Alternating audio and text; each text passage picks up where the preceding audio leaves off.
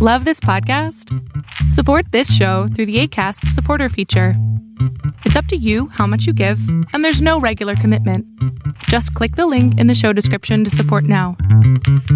You're locked in. Look at what we have here, folks. To the only show that matters. The cream of the crop. Duke loves wrestling. And there is no one that does it better than your host.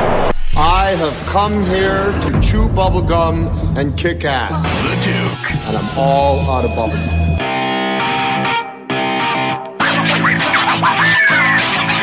Welcome back to Duke Loves Rasslin, the show about pro wrestling and everything else. What is going on, everybody? We are here, March. Like I said last week, man, it's crazy how quickly 2021 is shuffling along here. It's like, Jesus, we're already in the third month of the year. How the hell did that happen? But here we are. This week, I got a special guest that I'm going to kick things off with. Somebody that I got a lot of respect for and appreciate, he and his family here. And I'm so glad that he was able to come back on the show. So without further ado, welcome back to the Duke Loves Wrestling podcast. He is the main man behind Beat 'em Up Wrestling, the one, the only. You know him as Jack, but I call him Jacinto. What's going on there, Jacinto? Hey, it's great being back. Yeah, I can't believe it's already going to be a year since we started this pandemic shutdown. Yeah, it's been crazy, man. It's been really crazy, and life has changed dramatically. It's before we even get into the wrestling talk, Jacinto. You have a military background, so you're somebody who has seen a lot in life, just from a general standpoint. Anyway, have you ever experienced anything while in the military that even comes close to what we've seen in the past year with this pandemic? And when I say that open-ended. So any of the emotions or the feelings or the challenges, when you were out there, active duty, did you ever have any kind of experience like the past year? No, the closest thing I had was when I was actually isolated in the hospital after an injury. No connection to the outside world, but that was only for a week. I know my wife still remembers that moment where she was trying to reach me, but they just told her that, I had to recover. They were doing some tests on me and stuff like that, but it never like this. This is crazy. I mean, we're going on a year. I don't think ever in the history of the world has it been like this. I mean, I know we've had other pandemics, but I don't think we've had it to the point where we relied so much on being a global economy that everything's shut down. Yeah, it's strange. It's very strange, and it's very interesting to see how we as human beings are being forced and are learning to adapt. So when you look at young people who are growing up during these times where, especially really young people who don't really have any other points of references to lean on, this is normal for them. So it'll be interesting to see life beyond this year and 5 years from now, 10 years from now, these same kids who are growing up in this generation, some of the things that they'll talk about and compare that to what we spoke about when we were younger, because their experiences would be totally different. And speaking of which, you and your lovely wife Maria have, during this pandemic, I guess you both have been a little busy because you got an announcement to make. So I don't know if you've announced this on any other shows, but I got some inside info. So I'm going to give you some room here. What is the big deal going on in the Beat 'em Up household there? Well, we were going to wait to do a big announcement like Brandy and Cody. But yeah, one of the reasons why we haven't really been doing a lot of Beat 'em Up, other than the fact that there's been a lot of backlash from some of our point of views, was that my wife and I are expecting a baby girl. So we are going to have a future world champion, coming out of the Beat 'em Up household there. Jacinto and Maria, they have a lovely baby girl on the way. Congratulations, man. Thank you. That is just awesome. And I guess, that's one, this is a theme with you too. You find bright spots in some of the most challenging moments in life. And this is definitely a bright spot to be able to add an addition to your family during this global pandemic. I mean, that's a beautiful thing there, man. Yeah. She's supposed to be here in June. So I'm already I can't wait to meet her. It's crazy because we still have a couple of months to go, and I feel like I'm already wrapped around this baby's fingers, and I don't even know her yet. Well, it's beautiful. It's beautiful, and I know that young lady is going to make a difference in this world because she has two great parents who have made a difference in their own ways there. So it's beautiful, beautiful stuff there, man. Jacinto, you and I talk a lot online, and one of our favorite things to talk about, obviously, is pro wrestling. That's what we connected on to begin with, and I want to get your take on something that just happened. But it's a running issue that I've been documenting since day one, and it's AEW's streaming issue. So specifically, AEW has a deal with Bleacher Report Live, and a lot of times they'll put some of their programming on Bleacher Report Live. And unfortunately, just about every single time they've done anything with BR Live, there's been challenges, there's been issues. What's your take on that, Jacinto? Just the whole concept of why does AEW continue to do business with a company that clearly can't handle their streaming needs? Yeah, I think there's a lot to that, because I really don't know the ins and outs of what money is involved in it. But I know that one of the issues that a promoter of the year, Tony Khan, faced yesterday Sunday, was the fact that a lot of the international fans would not be able to tune in to the women's tournament. And he came out pretending that this was the first time he ever heard about this and that he was going to fix it. And then he put it on YouTube. But this was something that was brought up to him the moment it was announced. And so I don't know how the relationship is going to be with Bleacher Report Live now, since he pretty much grabbed what Bleacher Report was streaming and put it on YouTube. So I really don't know. I don't know why he would keep going back to Bleacher Report, or if their relationship is going to be strained after that. Well, it's really interesting because I had to go back in time and look at my tweets since AEW's been around, and I specifically just searched for Bleacher Report Live to see what I've said about them through the past 2 years, and going back to 2019 for sure. Whether it was Fyter Fest, I think that was the first event that they had done with Bleacher Report, and there were issues then. I had to reach out to Bleacher Report's customer service and ask them why I can't stream it on my PS4. I couldn't stream it on Firefox. I couldn't stream it on Internet Explorer. Couldn't stream it on anything. And they finally told me, they said, well, you got to use Google Chrome. And I said, well, that's good information to tell me when the event has started 20 minutes ago. Why didn't you post that beforehand and tell everybody to just use Google Chrome? That's number one. And number two, at the time it was 2019, what the hell is wrong with your company that you can't be available across different browsers? Like what's going on with your service there? And they couldn't give me a straight answer. But again, this wasn't advertised anywhere that you had to use a specific type of browser if you were going to watch them online, which was embarrassing. So that was 2019, and it happened a few more times, 2020 and what have you. Fast forward to 2021, right? February 28th, 2021.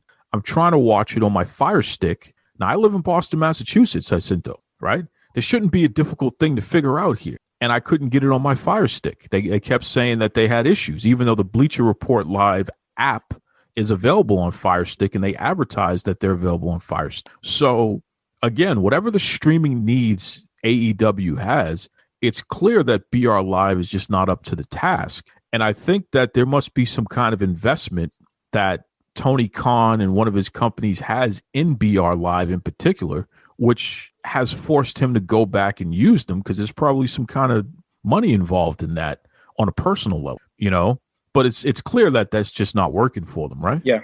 No, yeah, I agree. And it's funny because when this was first announced, I actually had a couple of people attacking me about it, saying that this was a great opportunity for the women, that they were going to have 10 million potential viewers tuning in. And I was like, where are you getting these numbers? Just because they looked at how many people have downloaded BR Live doesn't mean that that's how many people are going to be tuning in to watch a wrestling match on a Sunday. And they were constantly telling me how this was such a smart move by Tony Khan to push women. And then they had this I don't know where they got this other idea. I think it was from actually Kenny Omega saying that it's TNT that's telling them that they don't want women matches on Dynamite. and that's why they had to look for some other source to put the matches. So it's I don't know. There's a lot of weirdness and iffy things coming out of AEW, and the way that they even talked about this show. They were saying it was going to be on Bleacher Report app. So for a while, people were like, so is it just going to be on the app? Or are we going to be able to watch it on our browser? Like, there was no clear indication of how to tune in. Nobody came out and said, hey, these are ways to watch this. So it was just kind of like I think, like you said, this was just a throwaway thing for them. They were like, hey, let's just pick 3 matches that are women from this tournament, since we timed the tournament wrong. And all of a sudden we have the finals on Wednesday and we only have one more Monday to go. And we don't want to put them on Dark, and we don't want to put multiple matches of these women on Dynamite. So let's just all throw it in on the Sunday before Revolution. Which is just embarrassing. I mean, really, to feature women in a situation that is, again, it's less than the way that you feature the men. You know, it really makes me scratch my head. I mean, at this point, we're close to 2 years in now with AEW. Or I guess we could say 2 years, because the company was incorporated on January 1st of 2019 officially, right? Yeah. So here we are 2 years into this company's existence. Are you satisfied with the way that they have presented women and people of color in particular in that company, Jacinto? Because you've been very open and clear about your watching the way that they've done their things. They've marketed the fact that they were going to be this diverse company, treat women's wrestling seriously, all that good stuff there. And I know that you watch the product. So what do you say? Are you satisfied with what they've put out there so far in those regards? No. And this is why we haven't really been active with Beat 'em Up anymore. So Beat 'em Up was just a way for us to express ourselves. And, you know, like, we were really excited about AEW because, I mean, to even have AOC, a congresswoman, come out and say, like, this is going to be a big change, since, you know, Cody came out and said how they were going to treat minorities better and how they were going to have women wrestlers be treated equal to the men. And I think he even said a comment about how Scorpio Sky in WWE would not be given a chance to be champion, but in AEW they were going to treat all people the same. And then now here we are 2 years into it. And all of us that don't have the elite goggles on, see that it was all lies. It was all just a big PR stunt for them to get the attention from people. But 2 years in, who are the top guys? It's the elite guys. It's let's be honest, it's white males, and you know, we'll get the response being told to us that, well, you know, only women of color have been champions for the women's division. I'm like, yeah, a women's division that's featured for 10 minutes a week. Like that just proves that they don't really care about that belt. So they're not really putting investment into that belt. It's kind of a shame that's what this company became. It's an ego booster for the top guys. That's a great point. That's a great point. You see things that they're doing, you know, in the past few months, they've brought in Sting, they've brought in the Big Show. I just found out that their head of marketing is the wife of one of the performers. I already knew that Brandy Rhodes was the chief branding officer, but their head of marketing is someone's wife as well. It might be one of the Young Bucks' wife. What do you make of all of this here, Jacinto? Do you think that they may have gone a little too far in terms of hiring their friends and their family and adding whoever the WWE is just not willing to pay top dollar for anymore? Do you feel that they've gone too far in that regard, or is that just criticism that's unfair? No, I actually heard a rumor that on Revolution we are going to get a former WWE tag team appear. So yeah, it just seems like that's their whole plan. Is just, hey, let's boost our views by getting these WWE people that WWE no longer wants.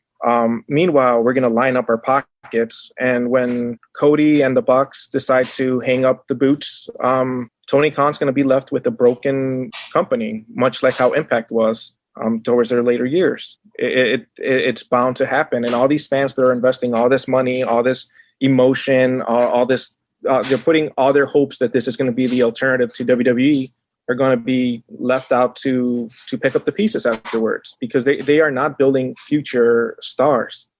Say what you want about Darby Allin, he's not a future star, and especially not the way they're building him right now. They're just building him like Sting Jr. They haven't done anything with him in the TNT belt. That's a good point. It's funny when you know, the whole point of taking a guy like Sting who's established and putting Darby Allin next to him is that hopefully some of Sting's star shine can rub off on Darby. But for me, it's the equivalent of taking I don't know, you have a Pepsi and then you have store brand cola.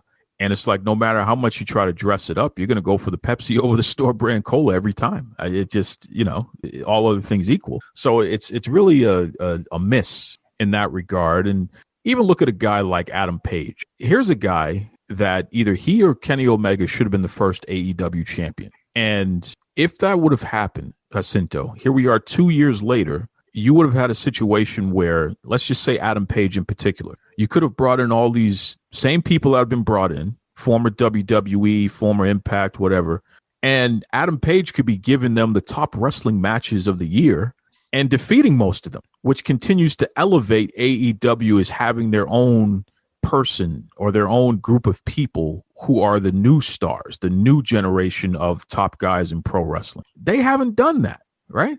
No, they've mishandled Adam Page. Even if he wasn't the first champion, okay, so you give it to Jericho because you want the views or whatever. But you had this whole storyline between him and Kenny Omega. I was under the impression that you would have had a better storyline between Hangman and Kenny than revisiting Kenny versus Moxley. You're putting this exploding barbed wire match, which, okay, that's great for the Japanese audience and people that love the Japanese wrestling, like DDT wrestling and all this stuff. But I'm afraid that it's not going to translate as well because it's such a gimmick. Like, you're going to have little explosions pop out when they touch the barbed wire, and it's 2021. People are not going to suspend disbelief and be like, oh yeah, they're really getting shocked. Oh yeah, that's really an explosion in the barbed wire. I fear that it's going to come off really corny, and maybe I'm wrong. Maybe on Sunday I'll be like, okay, I was completely wrong. This match is amazing. But it's just, we've seen them do a hardcore match already. Now you're just putting explosions and fireworks. Yeah, it's tone deaf and it's silly. The whole thing, the whole way that they've been booked. And it really makes you wonder, is this just Tony Khan playing with his toys? And it's like, well, he was a kid who grew up and he thought exploding barbed wire death matches were cool, so he's going to do one on his show. Even though, I mean, there's no appetite for that. No one wants to see that in 2021 in America. That's not a thing, right? If it were, we'd be seeing that in other promotions on a consistent basis. There's a reason why we don't. I don't even think the WWE has never done an exploding barbed wire death match. There's a reason for that because it's ridiculous. So it really makes you scratch your head. And then, you know, and you brought it up earlier, Tony Khan, the promoter of the year, and that's according to Dave Meltzer in the Wrestling Observer, his readers. They put up the poll and put out the awards for the year. What's your initial reaction to the Wrestling Observer year-end awards there, and who was on the receiving end of those awards? It just shows clearly who's reading Wrestling Observer. Dave Meltzer has put up these guys ever since they were in New Japan.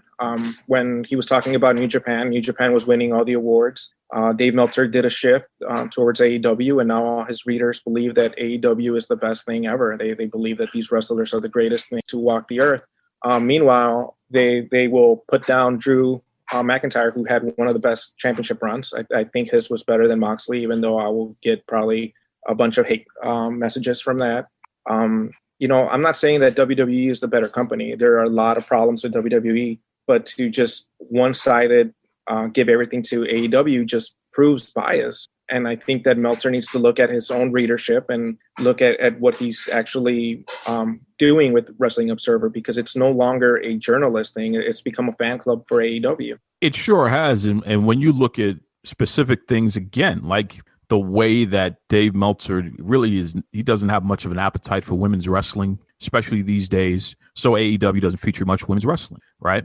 When you look at who Dave Meltzer puts over as being the top guys in pro wrestling, unless they're actually wrestling in Mexico, you're not going to see too many Hispanic wrestlers on his list. And you damn sure aren't going to see any black male wrestlers on his list.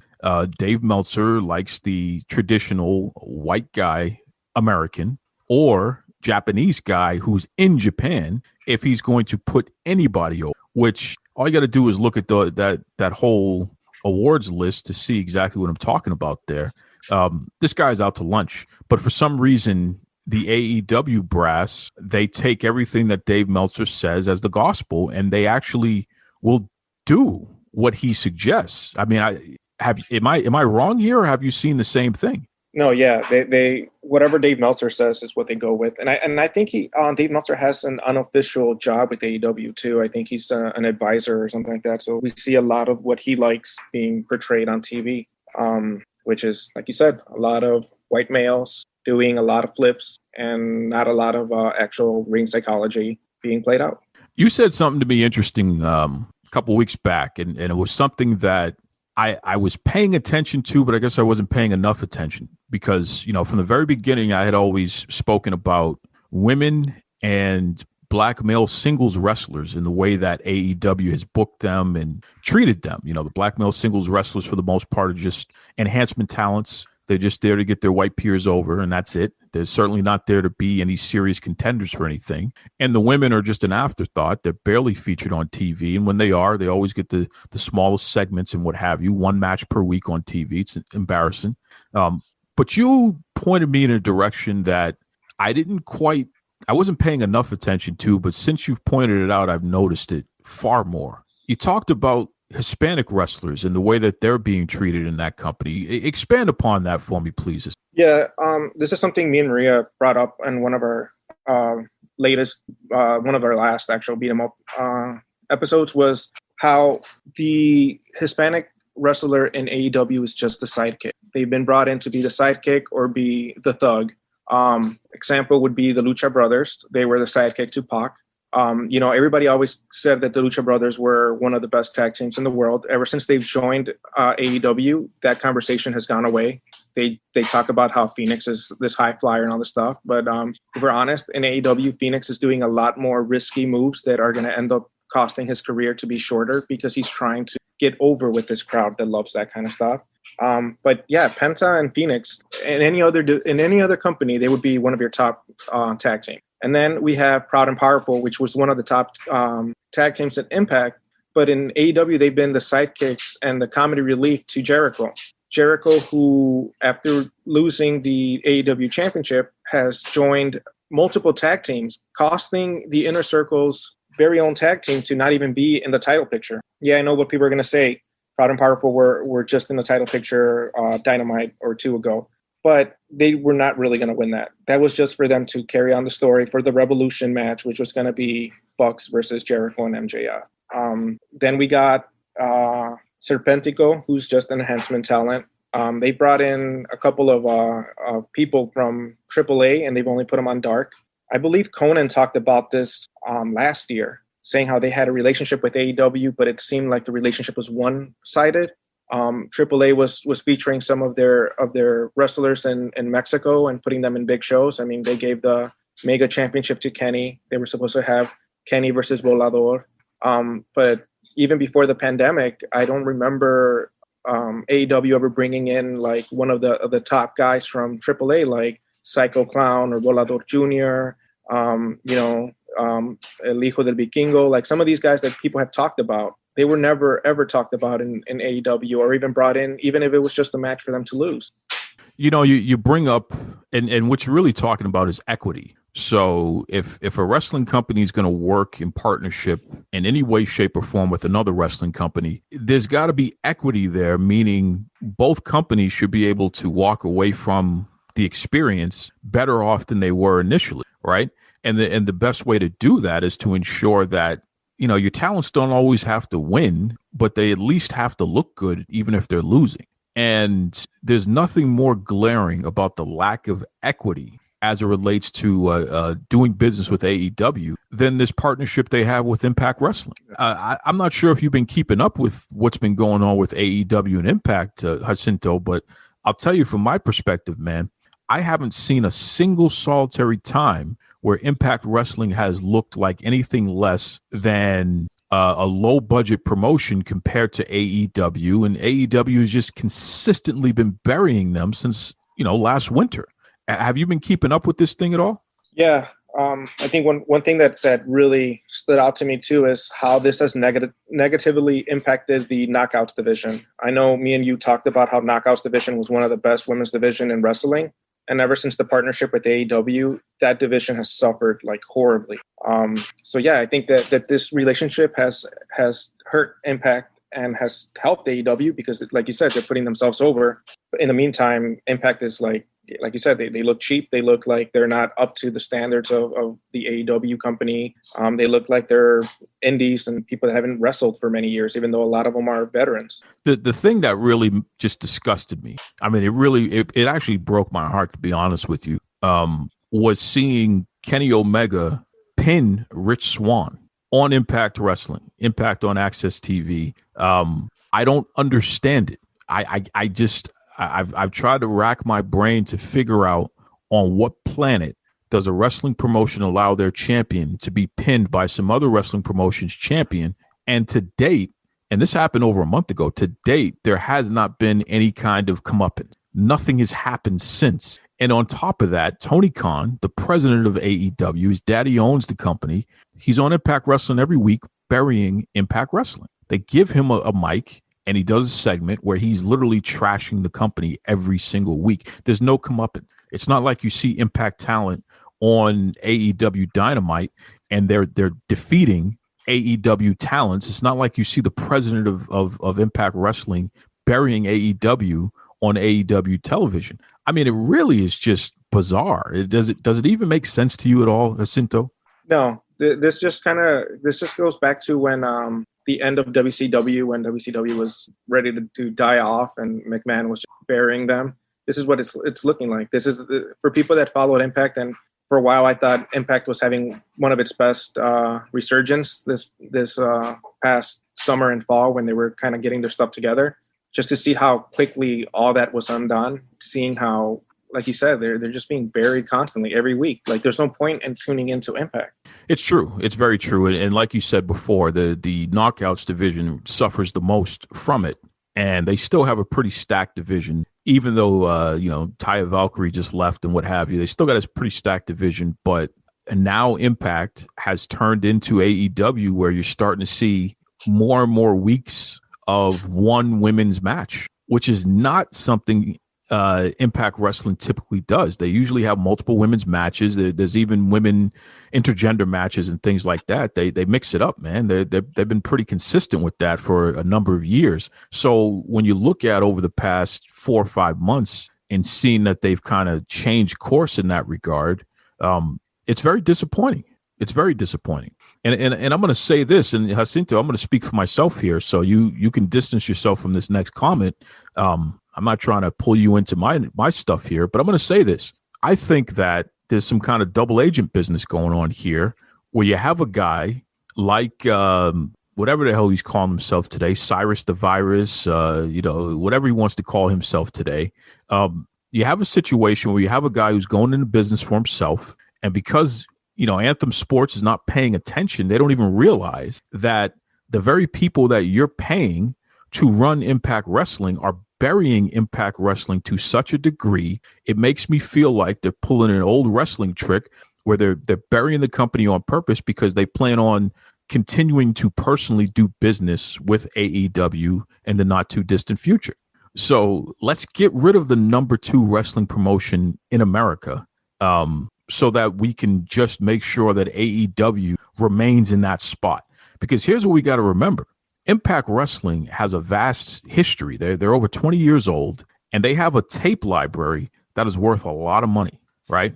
Anyone who had their hands on that tape library, they're going to be all right for many years to come. So to make that company look low budget, to defeat their stars, to be on their TV, burying them every week, you're devaluing the company. And for people on the inside to participate in that and make that okay, something ain't right there, Jacinto.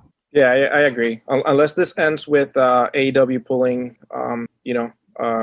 buying Impact, I don't know what other purpose this serves. Because, like you said, there's no up and coming for Impact out of this. Unless, I don't know, Rich Swann beats Kenny Omega, but I really doubt Tony Khan would allow that.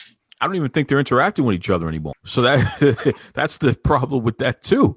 You know what I mean? I haven't seen them interact with each other in the past few weeks. So shouldn't Rich Swann show up on Dynamite and cost Kenny Omega a match or something? Like, what? I don't get it. It's very strange. It's very strange. You know, a lot of people will listen to, you know, you and I having this conversation, and they'll assume because we are being as critical as we are about the new kid on the block, AEW, that somehow means that we're just pro WWE and that's it. And we're just doing that because we're trying to prop WWE up. Now, I can only speak for myself and say that that's not true. And anyone who pays attention to this show knows that that's not true. But how about for you, Jacinto? Are you some WWE mark who's just trying to, you know, bury AEW for WWE's sake? No. My whole thing about wrestling is I have a history since I was a kid watching it. I am a Hispanic male, and I've always seen like Rey Mysterio and Eddie Guerrero, and I know what seeing yourself reflected on TV means for you. I know I've had Hispanics come at me and telling me that they don't care that the Hispanics are not being put over, all this stuff, and I tell them like, well, that's good for you that you don't care, but there are kids out there that want an Eddie Guerrero, that want a Rey Mysterio to look up to, and you know, AEW has the potential to have done that when they said that they were going to be the diverse kid in the block. And there was an issue that I had with WWE too, was that they weren't doing that. But now if you look at the two companies, WWE is the one that's more willing to put a diverse group of people in top spots, whether they be champions or not. They're still putting them over. And that's my whole issue with this. You know, early in the beginning, we talked about how I'm going to be a father of a little girl. And to be honest, if my little girl likes wrestling, I would probably end up watching more WWE than AEW if the product stood how it is today, because the way that women are valued in WWE has improved a lot. And I know that hasn't always been the case. And I've been critical about how they've treated women in the past. But we're about to have one of the greatest WrestleManias with Bianca Belair versus Sasha. Bayley was one of the longest running SmackDown champions, and she's Hispanic. Like there's just been a lot. I mean, Charlotte Flair is considered one of the top athletes in the company, whether it be male or female. She's one of the top. It's just, I would be more comfortable sitting down and showing my daughter, hey, look, this is what women are able to do, instead of a quick 8-minute match every week. And then we see a bunch of guys just flipping and doing squash matches that you could be like, well, you could have put another female there. You could have put something else there to like show the diversity. I think I rambled on, but pretty much saying I'm not in this because I like WWE or I just hate AEW. I will be critical about any company that does any questionable things. And I think that's part of the issue here. People are afraid of integrity. People are afraid of folks who speak up about what's right and what's wrong, and who aren't afraid to speak truth to power. You know, when they see someone like you or Maria, myself, it makes them nervous, because it's like, well, how can you be so free to tell power that they're wrong in what they're doing, or that they should improve? How can you have expectations over power? Aren't you afraid that they're going to take something away from you or blackball you or something like that? And it's like, well, Jesus Christ, Jacinto has laid his life down for this country. If there's anyone who's going to speak truth to power, it's going to be you. Right. So I mean, I would try to be as honest as I can, at least in my truths, you know, because we all have our own different views of the world. But yeah, I would like to stay to my own values, and my values is to call out injustices when I see them. 100%. 100%. Listen, Jacinto, you know, we appreciate you always coming on the show and everything that you post online, because you're a very thoughtful person. When you express any opinion, you don't just say one thing and walk away from it. You actually detail how you arrived to the conclusion that you arrived, which is why I really appreciate any time you post, because you're a sensible person. There's no two ways about it. And the same for Maria. She's fantastic. Why don't you let everybody know, if anyone wants to follow you or keep up with what you got going on, what's the best way they can do that? My Twitter handle is Chinto Calavera, CHINTO CALAVERA. And yeah, Maria's Paige the Mage. We used to be on Beat 'em Up Wrestling. We might end up going back to it depending on how everything turns out. So we still have our Beat 'em Up account, and that's under Beat 'em Up WP at Twitter. if you guys want to follow that. Yeah, that's about it. Well, listen, I can't wait for the newest edition in the Beat 'em Up family over there. I need her to hurry up so she can go to AEW and put on a classic match and show Tony Khan this is why women's wrestling needs to continue to be promoted. What do you think about that? I would tell my daughter, hey, don't waste your time with AEW. They're only going to give you and the whole roster 8 minutes to fight over. Go over to NXT. You will get some classic matches out there. You will be able to face some of the top talent. No, honestly, I hope AEW is able to reflect on this women's tournament. The last 2 women's tournaments have been sidelined to a YouTube special, not even on their Dark account or anything like that. It hasn't even been on Dark. It's just some dark corner show that gets about 7,000 people to watch it live. Honestly, if you are an AEW fan, I'm not saying that you're wrong. You shouldn't like the company. But if you can't actually reflect on the company and see how they are treating people of color, how on Dark you're constantly seeing black men being squashed just so they could put over the top white talent. If you're not seeing that the women are given 8 minutes, Britt Baker was built up and then all of a sudden she ends up getting the rug pulled from underneath her feet again. And then you tell me that, well, the women are not ready for television, but yet we have some of the amazing talent out there that hasn't been signed by them. I could go on a whole list. I actually did on my Twitter. So if you go there, you'll see a list of unsigned talent that they could sign. Then there's something wrong with you. You're blind to your own religion, which is what I call right now the AEW cult. Somebody said something about fired up. This is Wildfire Rich coming to you live. You're listening to my man, Duke Loves Wrestling.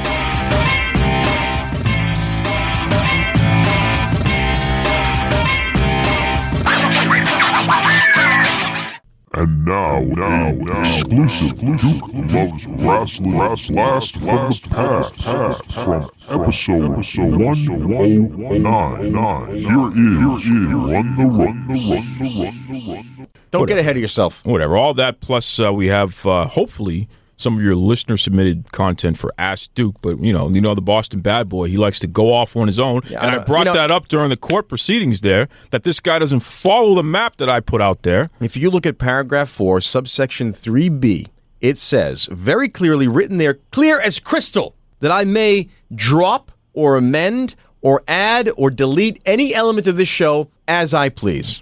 Okay? And you really have no say in it. You could re-arbitrate it if you'd like.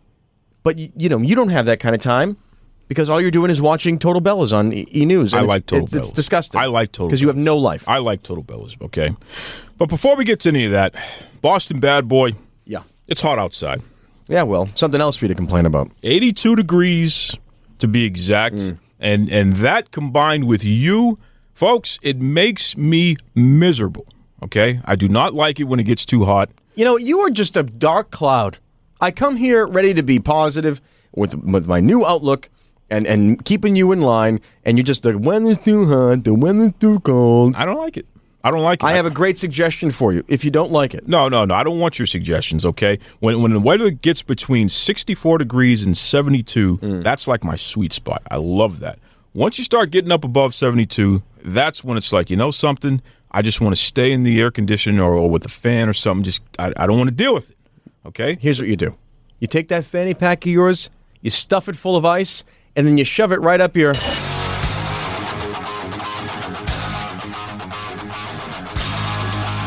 He's rude. And the fact that they're forcing me to deal with this guy, it's so ridiculous. You need a better lawyer. It's time to run the ropes. It's when I educate this knucklehead, the Boston bad boy, on the top 5 stories in the world of professional wrestling. Let's go. You're so rude and you're so disrespectful, and I can't stand you. Chris Jericho retweets about a rival promotion. So this is kind of crazy here, Boston bad boy. Yeah, sure. Jericho is a legend. I've heard of him. WCW. He's in the WWE. He's beating up people in New Japan Pro Wrestling. But a fan sent out that there's a rumor that Jericho could go to Impact Wrestling, and Jericho retweeted it. Now that would be crazy. Because Impact is, some people would say it's the number 2 promotion in America, way behind WWE. But if Jericho, somebody with his star power, goes there, that could change the game. It could Maybe change this everything. happen. Huh? Listen, it's only a matter of time before the tidal wave of people start to leave the Vince McMahon nut house and look for greener pastures, probably better money, and probably treated like a human being, unlike what I get subjected to in this show. No, the problem with this show is that I treat you fantastic, and you are rude. That's if you the treat problem me with this show. fantastic, I hate to see how you treat people you don't like. Whatever. Talking Smack may appear on FS1. Whoa, listen to this, folks. So you know the big deal, the $1 billion deal that WWE Money just grab. signed with Stop Fox. saying deal. It's a money grab. Call it's it a what big it deal. is. It's a big deal. Yeah. They signed with Fox. Well, Talking Smack. It's the show that would come on after SmackDown where they literally would talk about things. The infamous Miz promo where he cut on Daniel Bryan, where he just went off on him. That happened on Talking Smack. They would take that studio show and put it on Fox Sports 1 after SmackDown airs on regular Fox, which would be awesome. You know what this is? This is not only a money grab by the WWE. This is an audience grab by Fox. Because what does Fox become synonymous with? Old, angry white people. And as we know, wrestling is an entertainment that has become predominantly a sport enjoyed by people of color. As we know, the demographics have shifted in the past, 15 years. You'd know more about this than me. But I think Fox is taking an opportunity, and they're willing to pay money because their brand is so damaged over the past, I'd say, 3 years. And I think you have to agree with me on that. And if you don't agree with me on that, it very simply means that you're wrong.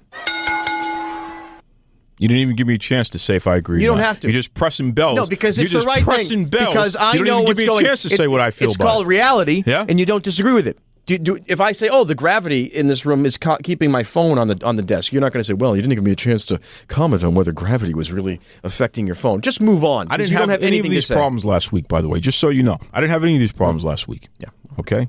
You got him now. You got him now. Kenny Omega to play a character in the new Street Fighter game. That's right, Street Fighter V Arcade Edition. They got a character in there, Cody, who is the mayor of Metro City. And that'll be played by Kenny Omega. He's going to do the voiceover for Will it. this be another game where Babam kicks your ass in it? First of all, I'm better than Bomb at every video game in the existence of life. I'm going to save this tape and send it to him.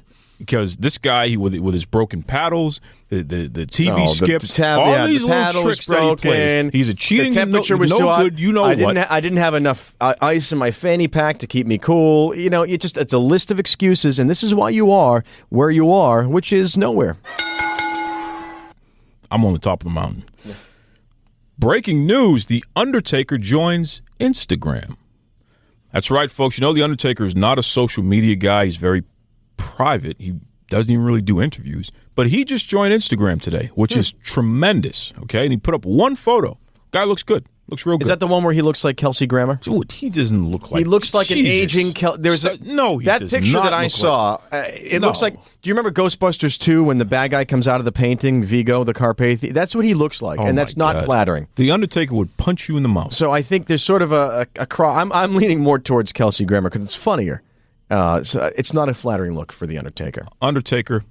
Someone needs to teach him about filters. Let's just put it that way. I give you permission to come punch this guy in the mouth, okay? Unreal. The number one story in the world of professional wrestling is...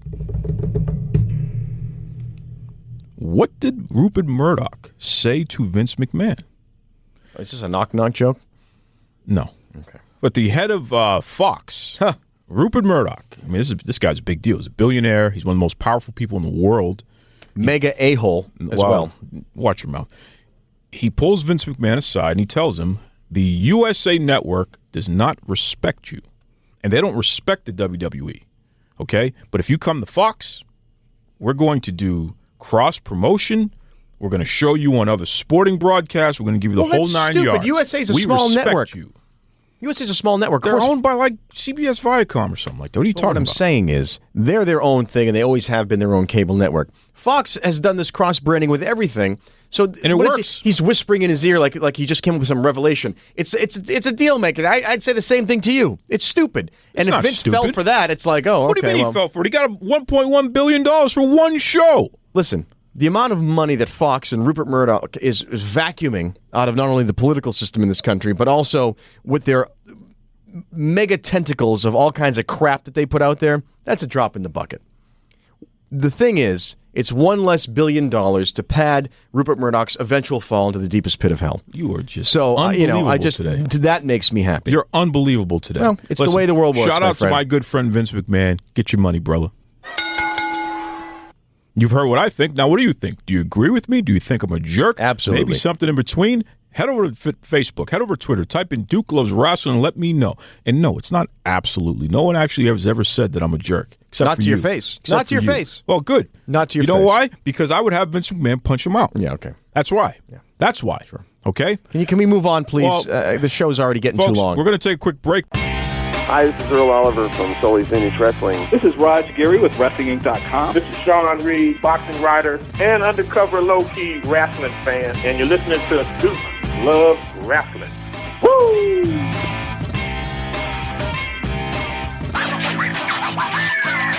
All right, Boston Bad Boy. You've been showing your hind parts all episode. I've been exemplary this episode. You've been showing your hind parts all episode. Okay, I'm not going to curse. I'm not going to lower myself to your level. You're so much above everybody else. Well, not everybody else, just you. Nobody. As it turns out, you're above nobody else. Yeah. Nor could you be. Whatever. What do you have for Ask Duke? Because at this point, I don't know what to do with this episode. They got the courts involved with this show. They're forcing me to deal with you. Jay was so great. Oh, please. Last week. Enough about him. My man, Jay Berg, he was great. But whatever. What do you have for me? Yeah. Well, I'll tell you. What I have for you is what I have for you every week, which is a concise and well thought out position on this idiotic pastime of yours that you call wrestling. Oh, my Buddha. Here we go. Because I was poking around in the group and I noticed it's a quasi-interesting discussion amongst the people, some of whom are subhuman, some are not. And I'll leave... Again with the subhuman stuff. I'll leave you to figure out who says what about that. But there was a discussion where Big Papa Pump recently put it out there that the WWE Hall of Fame, as I've said before, is a sham. And a lot of insiders, as it turns out, some people you know, agree with him.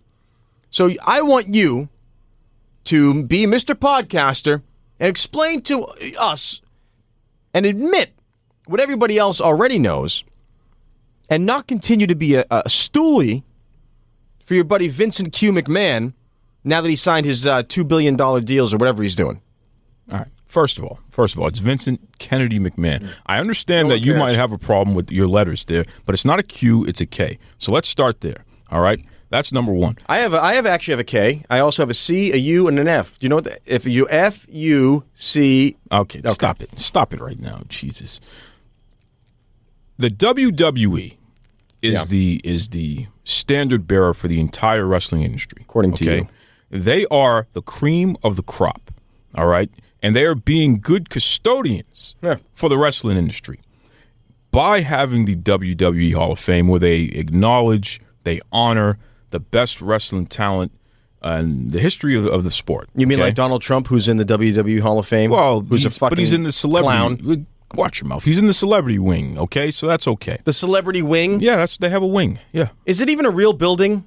Not yet. Okay. But stop it. Continue on. Okay? You don't need buildings anymore. It's 2018. Get over the building thing. I'm sick and tired of people out there who always complain that the WWE Hall of Fame doesn't have a building. Why don't they have a building? Because they know it's not legitimate. Why would legitimate. Why would Vince waste any money on something that he knows is legitimate and it's just a sham like everything else? They get to give a speech. They get the whole 9 yards. Sounds like a Shriners Club. That's great. They get those little hats, too, with the tassel on it. Give me a break. And they have a building, and they've got those little cars. That's something that's real. This is a sham.